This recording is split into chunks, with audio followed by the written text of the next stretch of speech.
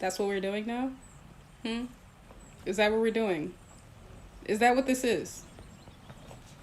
You know, hold on, let me collect my thoughts. Let's just take a second to get into the straight to the point.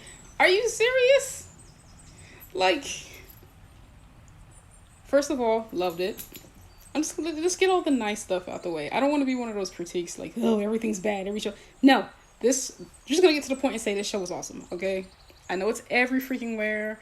I know everybody's talking about it and gushing over it. I know everybody's taking it to prom. I know everybody's flipping it like flapjacks and putting syrup over it and eating it happily at 3 o'clock in the morning after finals with your friends. Whew.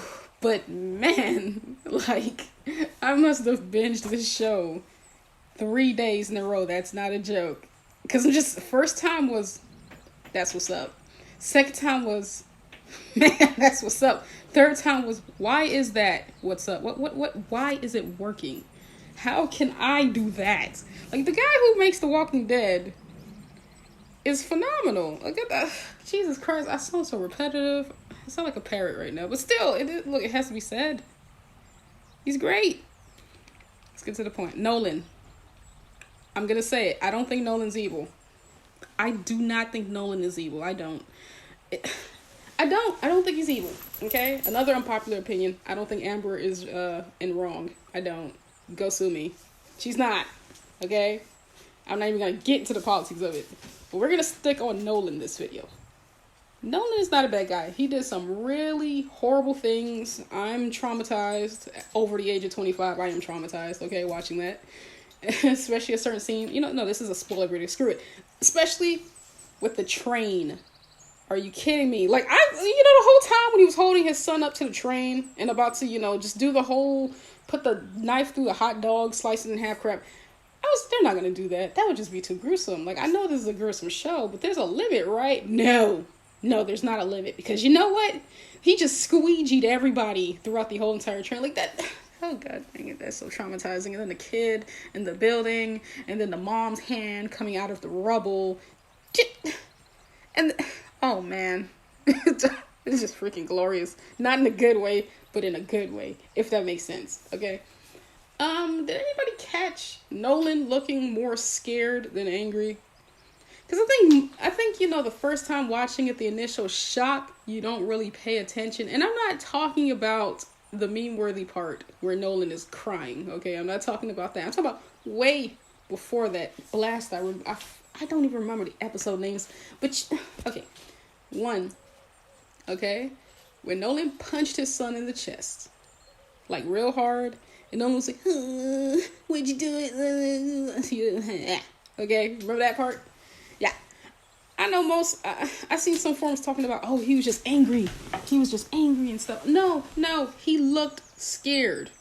It was like an initial scared, shocked look on his face, like, no, if you don't toughen up, you're going to die. Like, and then when you listen to the end of it, it's like, of Nolan, at the end, you realize why, because it's like, they're not, what are they called? Viltrumites are not playing around, man. Like, this man, the most important part of his story was, oh, this has already been established as an empire before I was even born. So that just means, like, no cutthroat. They are not playing games. They will kill you. And despite some other spoilers in the future, Nolan seems as if,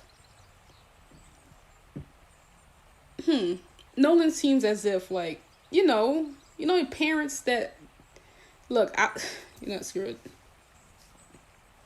Basically, long story short, Nolan, it feels like he's underneath a whip himself, if that makes sense. I'm pretty sure that there are some OG Viltrumites that would kill him in a second. Like, from what I get, he's not the strongest one. I don't get that he is.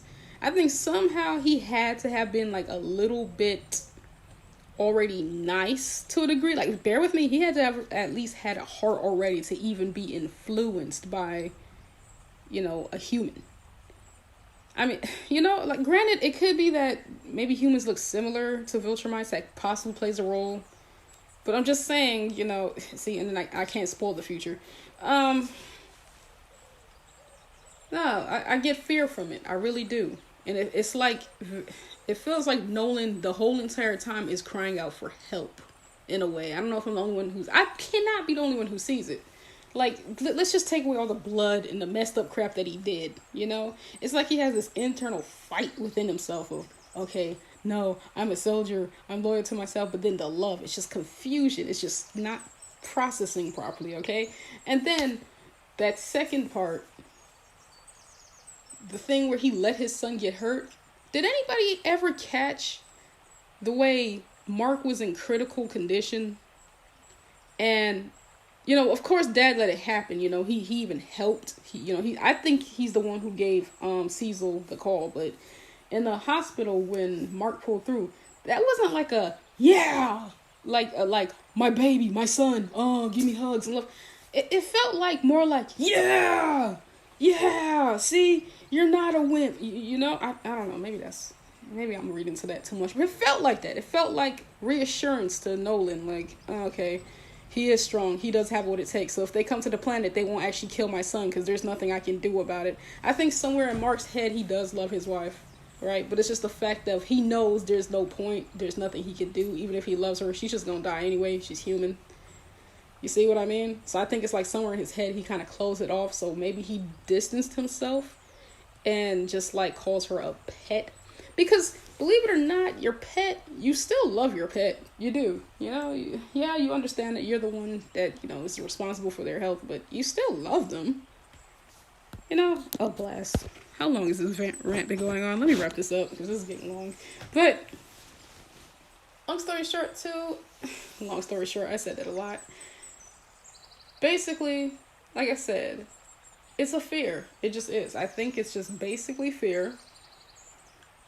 I think another thing is the longer you live, the more like cynical and less detached you are. Like I know exactly how that feels. Like, you ever notice when you're a kid, it's easier to have an imagination and everything's optimistic. You know what I mean? Like everything is optimistic. You're just chill.